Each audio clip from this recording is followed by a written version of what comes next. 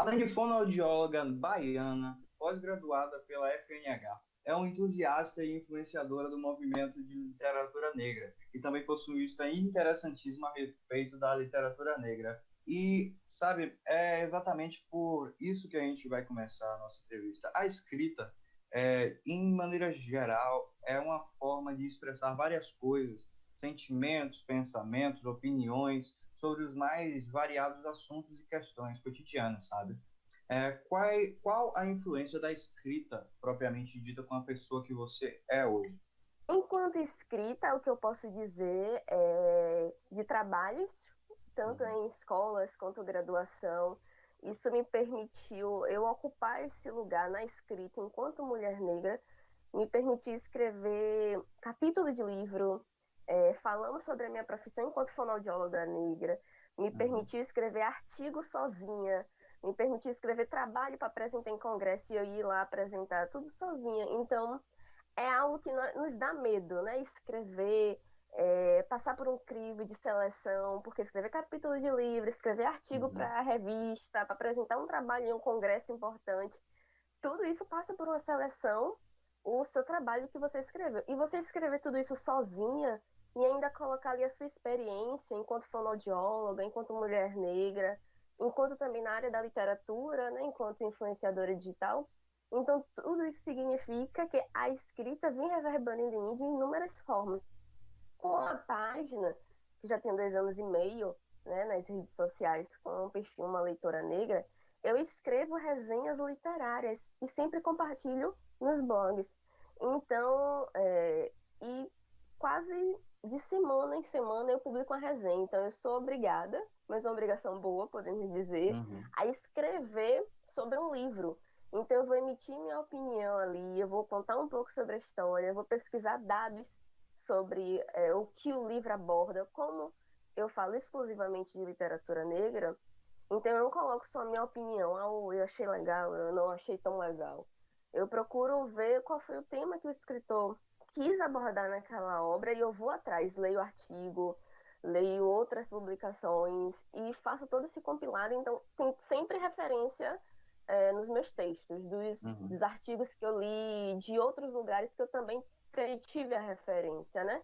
Então, eu acredito que a escrita vem ganhando um espaço muito importante para mim, pessoalmente, e acredito que também para as pessoas negras, porque a cada vez mais eu vejo que tem muitos e muitos escritores negros publicando os seus livros, sabe? Tirando aquele escrito da gaveta ou começando a se aventurar na escrita. Uhum. Então, isso é importantíssimo, porque eu não sou escritora, eu não me coloco nesse lugar, nem de escrever e guardar na gaveta. Eu sou leitora mesmo, espectadora dessa obra da literatura negra, e isso para mim é importante, né? Para nós que somos leitores, ver esse turbilhão e essa emergência de pessoas negras escrevendo é importantíssimo. Então, a escrita do outro também é importante para mim.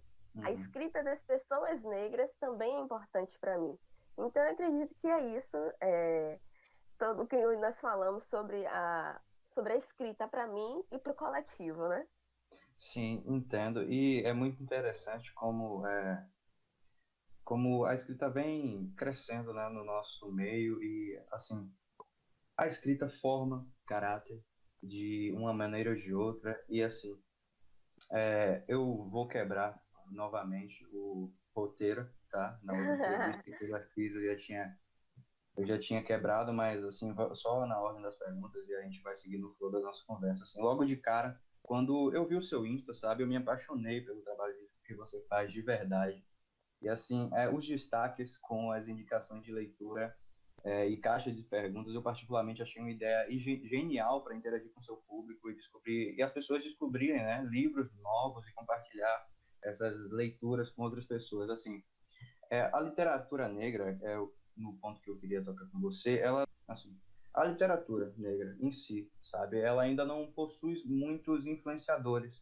E eu queria saber de você como surgiu essa ideia de falar sobre isso, trazer à tona uma literatura tão rica, porém deixada tantas vezes de lado, sabe? Talvez houve alguma inspiração de alguém ou alguém te deu uma palavra de apoio, um incentivo. Hum. É, Começou o perfil em 2018. Uhum. Eu sempre gostei muito de ler desde criança.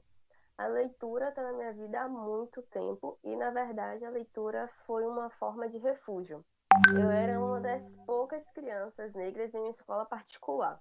Então, o único lugar que eu conseguia ter paz era na biblioteca, Uhum. porque era um lugar vazio. Então, imagine, uma criança negra, poucas, tinha menos de 5 crianças negras naquele colégio. É um colégio de bairro, a maioria branco, então sofria racismo, sofria gordofobia, e vários bullying. Então, o único lugar que eu estava segura era na biblioteca porque era um lugar vazio, que ninguém Uhum. ia. Então, a leitura para mim surgiu daí, como um lugar de refúgio. Então, eu fui lendo há muito tempo e a cada vez mais eu fui lendo. É, Em 2018, eu me formei, né, como fonoaudióloga pela UNEB e comecei a trabalhar. Foi super rápido. Me formei, comecei a trabalhar e comecei a fazer psicoterapia também, porque é algo importantíssimo para todo mundo, Uhum. independente de ter alguma deficiência, algum distúrbio, e principalmente para nós, pessoas negras. É imprescindível cuidarmos da nossa saúde mental. Então, eu comecei esse turbilhão doido da minha vida, começar a trabalhar, começar a ir para psicoterapia, sendo que o processo de sair da faculdade e ir para o mercado de trabalho é muito intenso. Então, você tem todo o processo do TCC, daquela passar, defender e tudo mais. E depois você fica meio doida, eu vou morrer de fome, não consegui um emprego, e aí você consegue um emprego e tem a felicidade. Então, esse momento é muito difícil. Então, foi importante a psicoterapia por isso. E aí eu trago isso porque nisso tudo a literatura está em volta de mim e eu já estava buscando escritores negros. Chega em 2017, eu fiz uma pesquisa na Biblioteca Central de quantas escritoras negras tinha nessa Biblioteca Central, que é a Biblioteca dos Barris. E eu fiquei com essa lista só para mim. Então eu ia lá, pegava os livros e foi uma pesquisa que eu Uhum. levei. Eu procurei 100 nomes de escritoras negras, achei no máximo 15. Mas, querendo ou não, conversando com o meu público no perfil, eu vejo que é muito. Tem outros lugares que não tem nenhuma escritora negra nas bibliotecas públicas. Então, aqui em Salvador, a gente ainda está até bem, apesar do número ser pequeno. E aí, quando foi em 2018, eu assisti uma palestra de uma pessoa falando sobre um livro de uma escritora negra. E eu não concordei com o que a pessoa colocava na sua fala durante a apresentação. Eu falei assim, poxa, se fosse eu, falaria de outra forma. Uhum. Então, a minha irmã, ela falou assim, então por que você não cria um blog? Você gosta de literatura, você acha, tem o seu jeito de falar sobre literatura, crie um perfil. Eu falei assim, poxa, mas eu não sei fazer isso, ser digital influencer, ser blogueirinha, como é que faz essas coisas? Eu não sei. E aí, quando demos em março, isso em 2018, eu criei o perfil, um blog, uma Uhum. leitora negra. E aí a primeira publicação foi essa minha pesquisa que eu fiz de quantas escritoras negras tinha na Biblioteca Central. Então, a minha vida foi indo mais para o normal, né? Já estava 3 meses trabalhando, 3 meses indo para psicoterapia. E aí eu comecei o perfil. Então, isso foi o que me motivou a Uhum. começar a falar de literatura negra. E por que eu escolhi falar somente de literatura negra, né? Como você falou, não tem muitos telespectadores para a literatura negra. E realmente não tem. Quando eu comecei o perfil, só tinha uma mulher no Instagram que ela fala exclusivamente também sobre literatura negra. Então, fora ela, não tinha mais ninguém. O que tinha são pessoas que falavam sobre literatura. Então, fala muito de literatura de pessoas brancas. E às vezes no Novembro Negro essas pessoas falam de escritores negros. Não tem Uhum. alguém que fala exclusivamente sobre literatura negra. Só tinha essa moça, que é do perfil Quilombo Literário, que eu recomendo que vocês também vejam, né?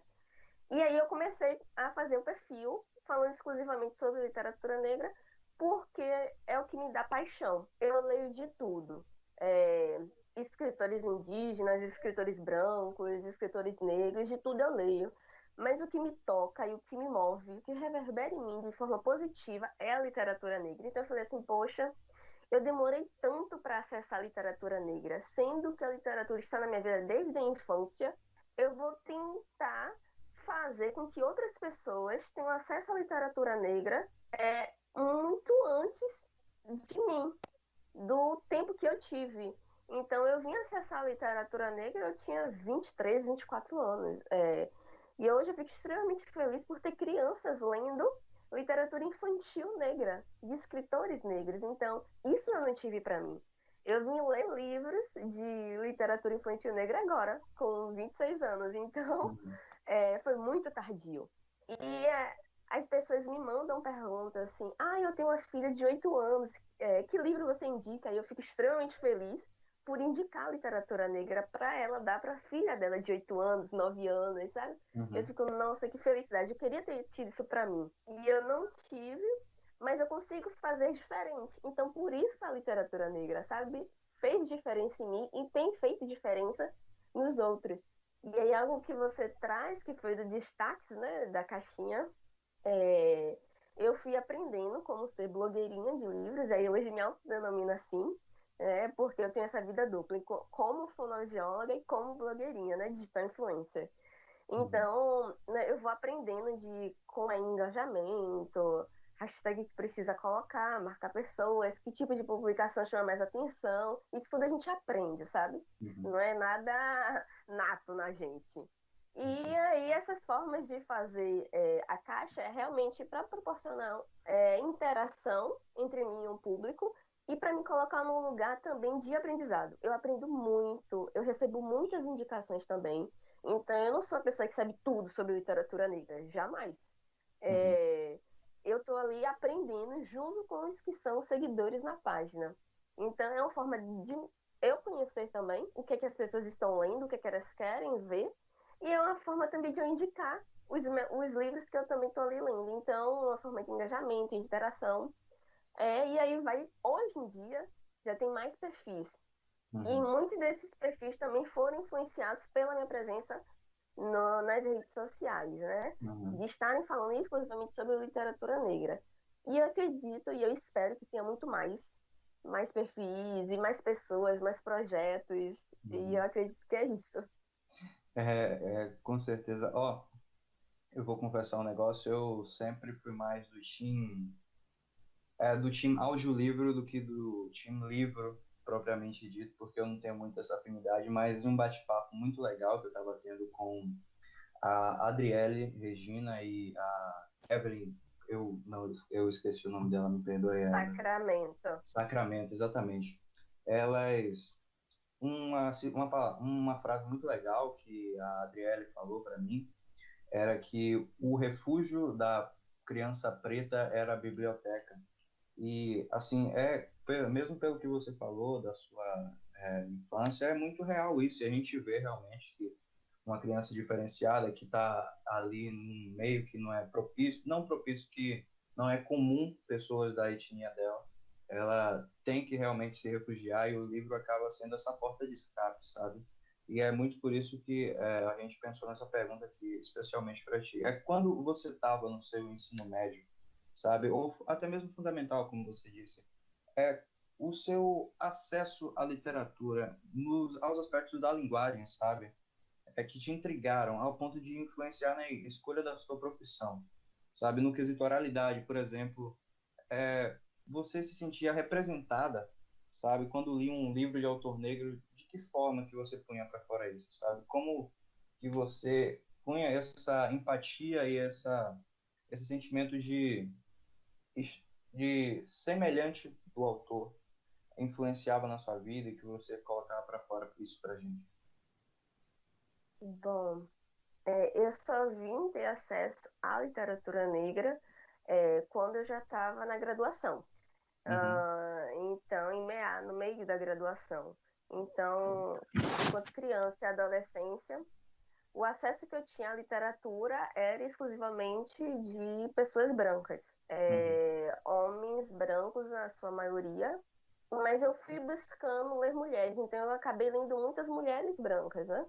Uhum. É, Lígia Fagundes, que tem o livro As Meninas. Então, esse acesso à minha literatura, a literatura tida como clássica ou convencional, foi muito fácil, porque todo mundo consegue ter acesso a essa literatura considerada canônica, né? Todo mundo já leu Clarice Lispector uma vez na vida, porque Uhum. algum professor na escola pelo menos obrigou para fazer algum trabalho. Então, as leituras que tinha nos colégios, para mim, nunca era uma obrigação. Eu adorava ler.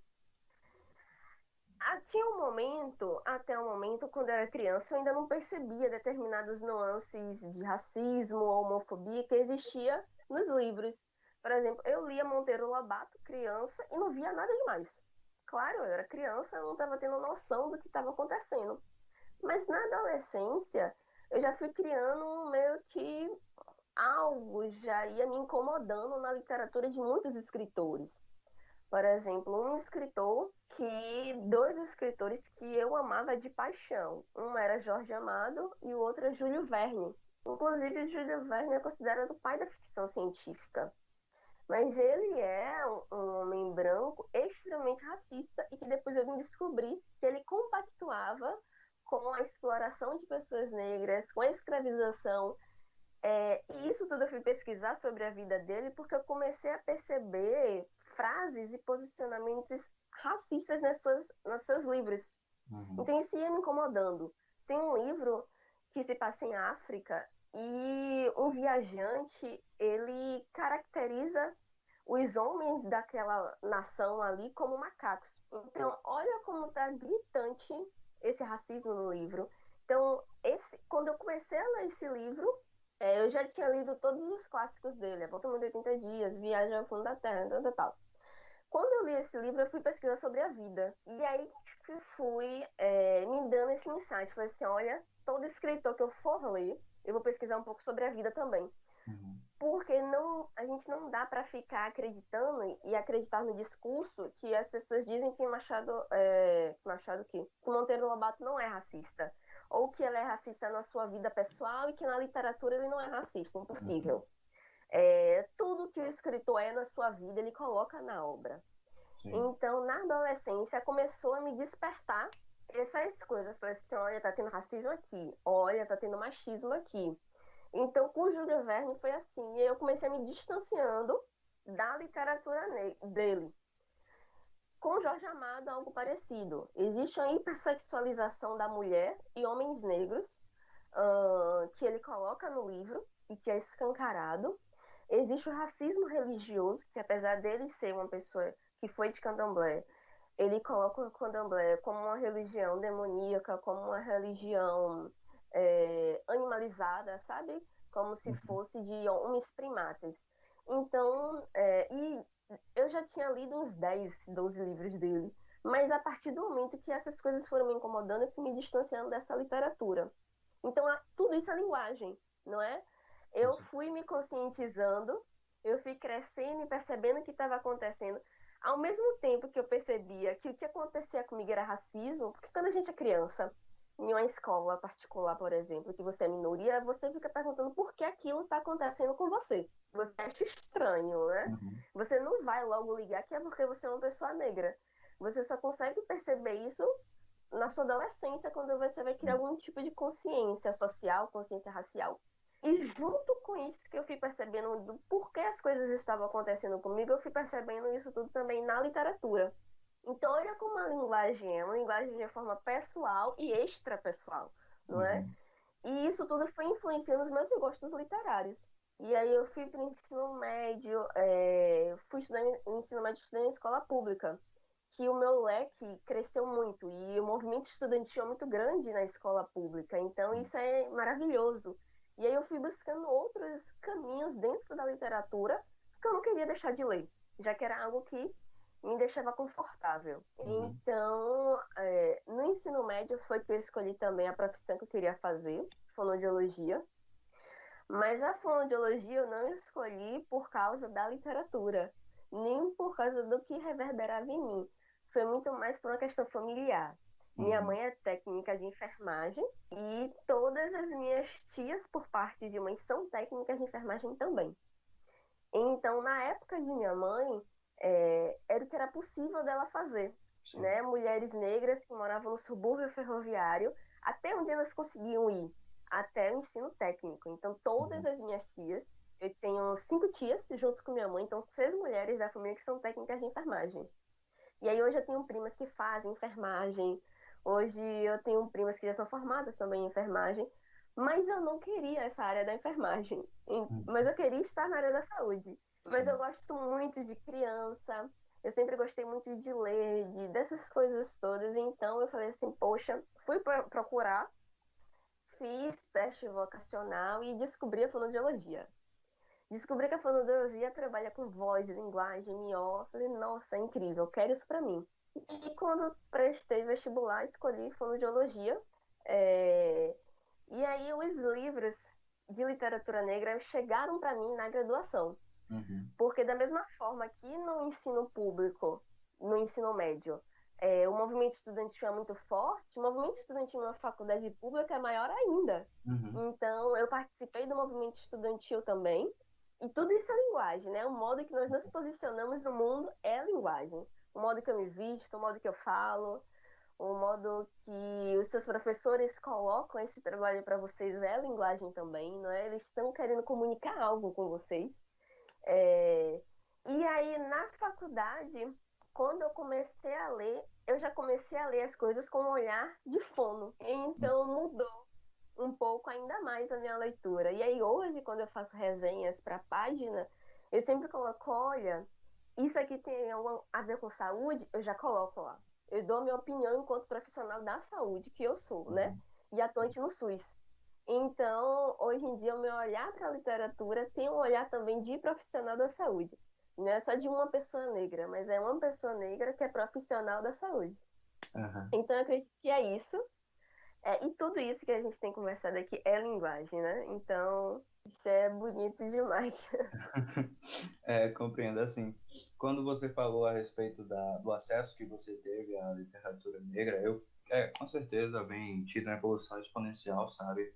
Que a cada ano que se passa, mais essa consciência de negritude vem se tomando conta e cada vez mais a literatura negra, e porque assim são nichos, né? Tem a literatura negra, aí ok, vem a literatura negra feminina assim ainda, e a literatura negra feminina vem chegando assim, e assim, o livro Quarto de Despejo, Carla Cotirene, vem Interseccionalismo de Carla Cotirene, que é muito bom, por sinal.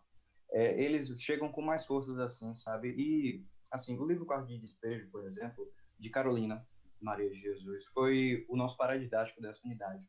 E eu já estou há 3 anos do SESI, e nos meus 3 anos de SESI Retiro, esse foi somente o terceiro livro de um autor negro que gozava de sua negritude e de suas experiências como brasileiro e brasileira, sabe? Pobre, que até então, infelizmente, é a realidade da maioria dos negros do Brasil. Então, você acha que trazer esse tipo de literatura com a realidade mais próxima da nossa é um bom caminho para aos poucos conseguirmos vencer essa mácula da falta de autoestima, da desvalorização negra, da cultura negra em geral? Sim, sim. Olha, para você ter noção, eu digo que eu tive acesso à literatura negra na graduação porque eu tinha consciência disso. Mas no ensino médio eu li Machado de Assis. Uhum, Quase todos os livros de Machado de Assis eu li, mas eu não sabia que ele era um escritor negro. Então, naquela época que eu estava no ensino médio, que era o quê? 2011, 2012, por aí, ainda todo mundo acreditava que Machado de Assis era branco. Então, esse movimento de colocar a imagem de Machado de Assis negro, esse movimento de dizer que Machado de Assis é negro veio de agora. Então, imagine, eu tive acesso a um escritor negro sem saber que ele era negro, porque existe um embranquecimento cultural e geracional que ocorreu de forma proposital, um apagamento das nossas histórias. E aí, você dizer que na escola esse é o primeiro livro que você lê, isso é bom e triste ao mesmo tempo. Porque eu gostaria muito que você tivesse tido outras oportunidades antes disso, de ler escritores negros, mas é bom que tem alguém dentro do seu colégio que está dando essa oportunidade. Porque uhum, você poderia passar por esse momento do ensino médio sem ter lido nenhum escritor negro e nem ao menos ter lido um escritor negro sem saber que ele é negro, uhum, como foi o meu caso com Machado de Assis. Então, é importantíssimo esses movimentos que os professores, diretoras, eu não sei quem é que faz isso na escola, mas acredito que é professor, né? Uhum. Que os professores fazem de estar trazendo essa literatura para dentro da sala de aula, né? Porque essa literatura já percorre a escola, mas está no corredor, tá? Quando um colega fala de um livro para o outro, mas nunca parte do professor. E se você for perceber, eu não sei como é o caso de vocês, mas na maioria dos exemplos que eu tenho de conheço de pedagogas e outras professoras, é, sempre quem pontua literatura negra nas escolas são professores negros. Então a gente precisa tirar isso da cabeça de acreditar que só pessoas negras também podem estar pontuando questões raciais. Dentro de uma escola, é aquele que tem acesso à literatura negra que pode abordar. Uhum. Professores brancos, que infelizmente ainda é a maioria, né, no corpo docente, eles precisam estar pontuando também essa literatura. E quando você fala, né, de que Carolina traz uma linguagem muito mais acessível, sim, por exemplo, não é todo mundo que vai ler Machado de Assis e vai gostar. Não é todo mundo que vai ler Lima Barreto e vai gostar. Lima Barreto é um escritor negro importantíssimo para a gente ler, quando a gente discute também saúde mental no Brasil. Lima Barreto ele tem uma história de que ele foi internado em hospício, em manicômio, ele tinha alcoolismo. Então, tudo isso é importante da gente ser discutido, mas a literatura desses escritores é muito arcaica, podemos assim dizer. Eles Uhum. usam palavras que nem usamos hoje em dia. Então, não é acessível para um jovem de 14 anos que está enveredado, por exemplo, nas redes sociais e que todo dia vê uma blogueirinha de livro falando: e aí, gente, tudo bom? Então, a gente precisa de uma literatura mais acessível para os adolescentes, para os jovens. E Carolina Maria de Jesus, ela tem uma literatura extremamente acessível para qualquer idade. Qualquer pessoa pega aquele livro vai compreender o que ela está falando. E eu não digo para ela fala dela ser simples, porque ela tem uma fala simples e uma linguagem acessível. Mas tem pessoas que têm uma fala muito rebuscada na literatura, mas é uma linguagem acessível, não é? Então, é importantíssimo a gente trazer esse tipo de literatura mais nova, né, para os adolescentes, para os jovens, porque vai conectar. Principalmente, podemos assim dizer, com meninos de escola pública, que é extremamente o que eles estão lendo é a realidade. Uhum. Então, se Carolina Maria de Jesus disse que é uma favelada, quando ela coloca que a favela é o quarto de despejo, né? É o quarto dos fundos da Casa Grande. Então, uma pessoa que mora no segundo ferroviário aqui em Salvador, uma pessoa que mora em qualquer comunidade aqui em Salvador, vai se identificar com isso. Então, cria uma empatia enorme entre esta pessoa e a literatura negra que foi produzida por Carolina Maria de Jesus, e isso pode incentivar e formar um leitor.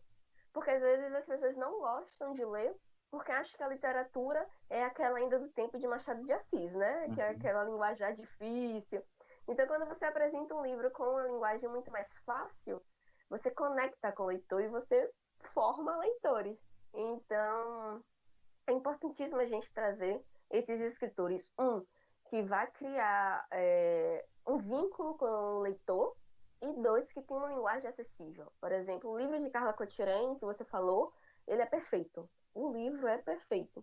Mas não é um livro que eu recomendo para as pessoas lerem de imediato, porque é uma linguagem difícil. Eles traz muitos termos técnicos e que eu acredito que para você compreender primeiro o feminismo interseccional, você precisa ter primeiro meio que uma aula de história sobre feminismo, né? Uhum. Entender que veio primeiro o feminismo clássico, das sufragistas, primeira onda, e que vem depois a segunda onda, e que aí na terceira onda vem a história do feminismo negro, e aí começa com Sojourner Truth, quando ela diz eu não sou uma mulher, então, e aí sim vem o feminismo interseccional. E aí ele vai falar de que a mulher negra, ela está na base dessa sociedade sofrendo tanto racismo quanto sexismo, e se for uma mulher negra, bissexual ou lésbica, vai sofrer outra opressão. Então, eu acho que para ler Carla Cortirene, a gente precisa ter uma bagagem aí, mas já a Carolina Maria de Jesus, não. Eu indico livremente. Igual com o Evaristo.